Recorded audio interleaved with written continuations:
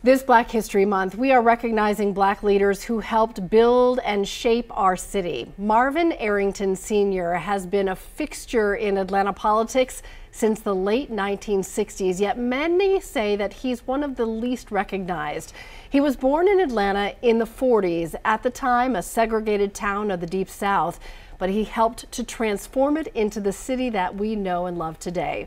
There is a new documentary highlighting his life and his work. Marvin Arrington Sr. was one of the founding fathers of Atlanta, of modern Atlanta. We all know the story of Dr. Martin Luther King and so many other civil rights leaders who've called Atlanta home, but for us in Atlanta, we have to remember that Marvin's name has to be called in that same way. And Marvin fought the fight. He was one of the major players, the barrier breaker. He built one of the largest African-American firms here in the United States, and nobody gave him anything. He built it from scratch. I'm so pleased that Adeline Gasana, the filmmaker, and Marvin Arrington Jr., his son and Fulton County Commissioner, are with us to talk about Bow Legs. Bow Legs is the movie. Maybe we start with the name, Bow Legs. Bow Legs is his lifelong nickname. He had it since his early days as a high school football star and turned college star. And he, you know, the affirmation, bow legs, whatnot, and that's how it grew on him, and it became a legendary name for him, especially the work that he's done over time. You said people just call him Bo. Yes, they've even shortened the nickname for the nickname, right? Just Bo, and all his friends, everyone, and even Governor Barnes comments in the movie, you know, after he was practicing law and on the city council, and Governor Barnes said, well, Marvin, why are they calling you Bo? And he said, oh, it's because of my bow legs. Bow Legs is the movie, and the list of people in it is so impressive, from Roy Barnes to former Mayor Keisha Lance Bottoms and Kasim Reed and many, many others. Just speaks to the depth of the impact your father had. But as I mentioned earlier, his name may not be as recognized. Well, you're right. I think a lot of times the mayors get a lot of the credit, but there has to be someone to lead the legislative side, the legislative effort. And so he served as city council president under Maynard Jackson, under Andrew Young, under Maynard again, and under Bill Campbell for 16 years. So from 81 to 97, he was on the city council president, but he was first elected in 1968. To the Board of Aldermen before they even switched over to the City Council. So he has had a long, good run. Shirley Franklin and Keisha Lance Bottoms said that he should be called among the greats of our city. What Marvin Arrington Sr. represents is the post-civil rights stalwarts of the city of Atlanta, and really in what we call the Deep South politics. And there was a time where Atlanta had to make a direction. What direction are you going to go? Are we going to continue with the segregated racist past, or are we going to make a straight on head to the cosmopolitan diversity that we have today?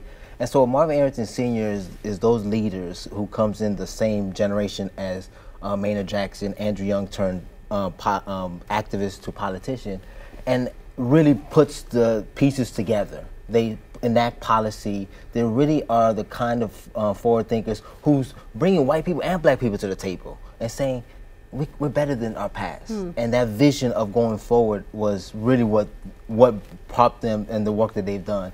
And today we see the results.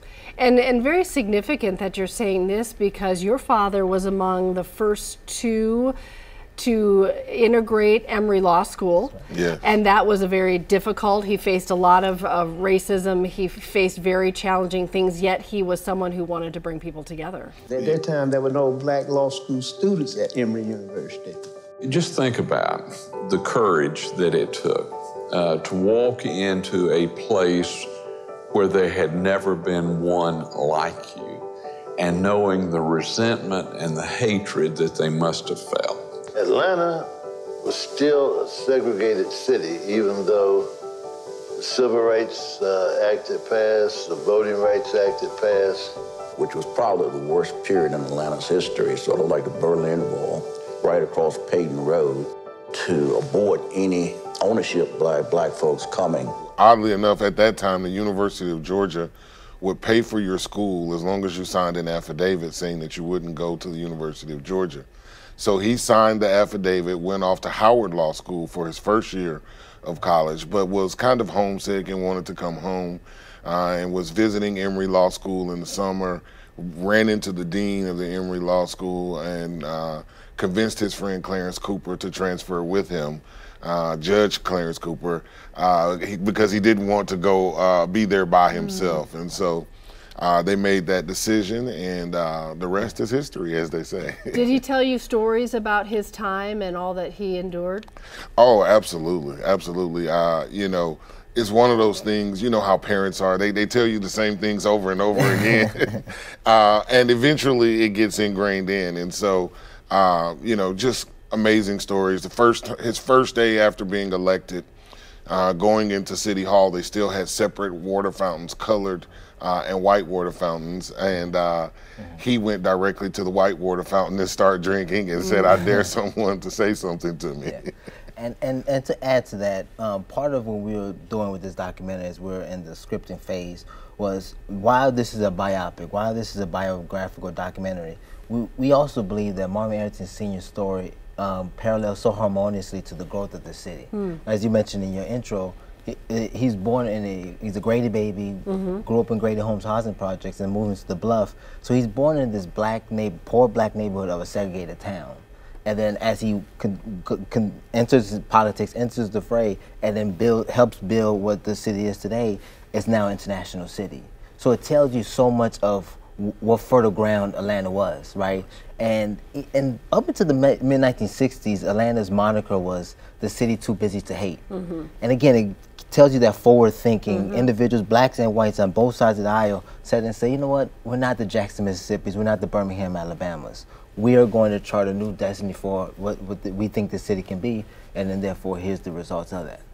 And all he did to shape the city that we know to be true now, from MARTA to bringing the Olympics here to really fighting for equitable housing, you name it, he was part of the issues that were important then and continue to be important now. Absolutely, he helped save the zoo. Very integral with it was, I guess at that point it was the Atlanta Zoo, and now changed to Zoo Atlanta, and the work there, his work with the Olympics and the Olympic Committee, the airport, all contributions again that made the city of Atlanta what it is today, and the reason that we are all so proud to call Atlanta home.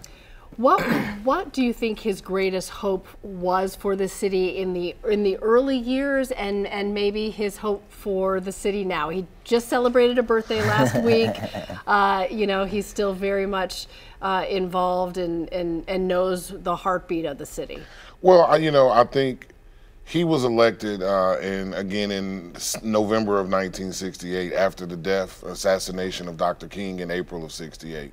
So his election was a way to be involved in civil rights, and he went to law school because they believed that the law was the way to make sure that everyone had their civil rights. And so I think he would be very proud of where we are today. I know he is very proud of where the city of Atlanta is today and where we're going. You know, we've got a great mayor, Andre Dickens. He's doing a wonderful job. Great city council and great people working. So a lot of it is really aspirational, right? It's what are you thinking? Where are we going? And so I think we're on the right track, and I believe that he thinks we're on the right track as well.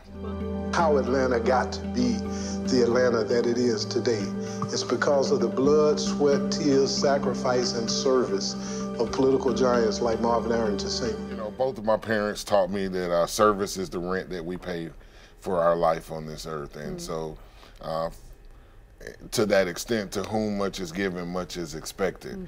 And so they always taught me and my sister that it's important to give back to others. And so we have just, I guess that's part of our DNA. Yeah, no doubt. I know he's very proud of that.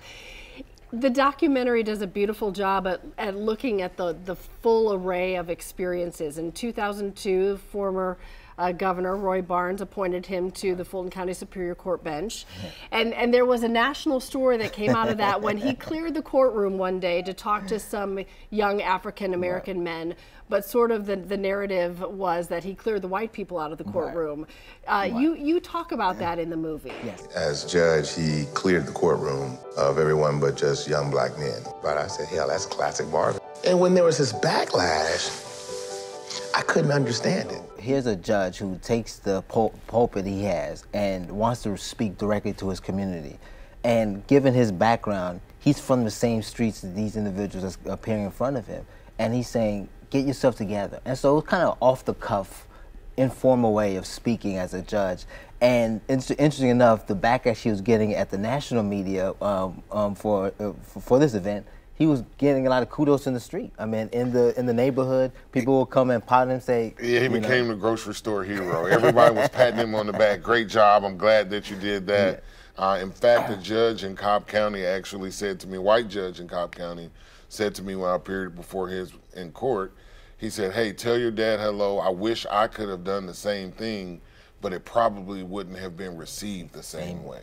Yes. So while there was this national backlash and national talking points, I guess, I think most people understood his real intent and that his heart was in a good place. Yeah, he wanted to speak man to man with those young men. Yes, and that's kind of the leitmotif in Marvin Arrington Sr.'s biography, is that he is not your formal politician, if you will. He was, even in his days as Board of Alderman, he was kind of the unusual councilman, right? He had his ear to the streets. He knew the everyday neighborhood, but he was so well, he was in the way of moving from champagne to sneakers, as it was called in the document, right? He can appear at a boardroom in Buckhead, but then also a barbershop in Bankhead. And that uniqueness would not carried him all the way through, and so it doesn't surprise anybody who knows him that he can go from a politician to become a judge and still speak off the cuff. I mean, it's classic Marvin, right? It's to his character to the T.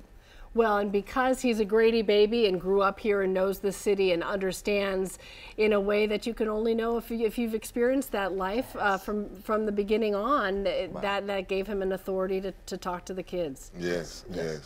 And I want to add one more thing to Marvin Arrington's imprint and impact on the city. Atlanta grew from its days in post-civil rights into what's called the Black Mecca. And here's where I think Atlanta can be somewhat relevant in the national story or whatnot, particularly for the Black American experience. Chain migration drove a lot of African Americans up north to escape Jim Crow South. And then all of a sudden, Maynard Jackson is elected in 1973, the first black mayor of a major southern city. Black businesses is booming. Black entrepreneurship, black politicians, Marvin Arrington Sr. are being more representative to give back to enact city law in equal favor. All of a sudden, Atlanta becomes the place to be. It becomes the Mecca. And so then you start seeing a trickle down of African Americans outside coming to the city. And of course, with the HBCU tradition that we have here, Atlanta becomes this gateway to the South, if you will. And that really brings the whole inspiration and aspiration to this story, is that here's what Atlanta was, and then slowly as it evolved and how relevant it is today. And when we talk about trailblazers, if it hadn't been for some of those trailblazers saying, we're going to go to Emory, we're going to do this, we're going to pursue politics in those early days, we wouldn't be where we are today. Yes, and you know, so interesting to note, he was a graduate of Turner High School class of 1959, along with Hamilton Holmes and Charlene Hunter Galt, who actually integrated the University of Georgia. And so I think it was just something in the water, right? It was something in the air, something in the water that had this spirit and of inclusion and making sure that everyone was being treated fairly. Yes, the ground was fertile in that regard. And something that we mentioned in our screenings and our Q&As is that the documentary is titled Bow Legs, Marvin Arrington Sr., an Atlanta story. And it really highlights how there's so many more of these type of stories, right? Like he just said, the Hamilton Holmes story. That really, we're in the age where the documentary film has much more of an impact as far as the endearing impact, as far as informing and teaching those who may not know these stories in a more erudite way than in book form. And so that's why it's important to tell these type of stories, right? The Ralph Abernathy story has yet to be told on document. Andrew Young's story has yet to be told. So there's a lot of these stories that really, Leroy Johnson included, where they talk about these trailblazers. And it's just really just highlighting these stories and getting it out there. And for us to be able to be on Delta Airlines for 6 months when I really elevated the status of the documentary, so many people came back and said, I didn't know anything about Marvin Arrington Sr.'s story. Thank you. You know, and those are the kind of ways we get these stories out. Yeah, it's so important to understand on whose shoulders this city has been built. You know, oftentimes when you do documentaries on leaders and impactful trailblazers, it's usually after the fact. It's when they're long gone. And to be able to do this documentary while Marvin Arrington Sr. is still with us resonates even greater, and that we can give them their flowers, commemorate them while they're still here with us. And it's, I think for me, it's the more rewarding thing as far as our completion of this film. No doubt. For him to really see this now, Yes. What was his reaction when he saw it for the first time? Well, he actually loved the movie, and he's been getting phone calls every day from friends and people all around the country who've seen it on Delta or elsewhere, just telling them how much they enjoyed it. And so it has really brought complete joy to him to be celebrated and remembered in this fashion. Yeah. And to take 40, 50 years of his life into 2 hours. That's a task. He's like, there's a few stories you left out, but that's okay. Just a few. Thank you both so much for your time. I've enjoyed talking to you about it, and congratulations on a beautifully made and very important film. Thank you. Thank you so much. Thank you. Thank you. Anywhere you stream, you can find it right now.